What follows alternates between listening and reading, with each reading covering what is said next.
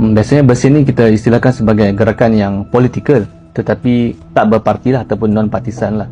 Kalau untuk menyertai ataupun secara aktif terlibat dalam pergerakan bersih sebagai staff contohnya ataupun sebagai ahli jawatankuasa, memang syaratnya agak ketat, itu tak boleh ada afiliasi ataupun kecenderungan ataupun keahlian kepada dengan mana-mana parti politik lah. Tapi selepas itu bergantung terpulang kepada individu masing-masing lah untuk sama ada terlibat politik ataupun tidak. Sebab kita tak dapat menghalang lah. Bersih meraihkan kebebasan berpersatuan.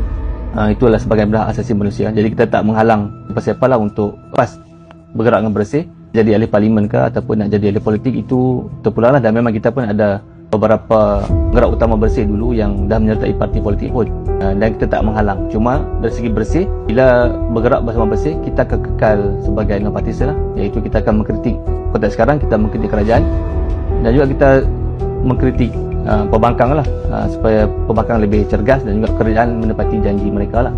Jadi dalam konteks itu kita kekal sebagai neutral lah kan, dan engagement kita pun tetap terhad.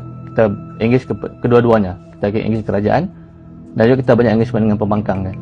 Mungkin lebih banyak dengan pembangkang lah kini, tetapi apapun pokoknya adalah bersih tetap dengan kita punya hala tuju, iaitu untuk reform institusi dan juga reformasi pilihan raya lah.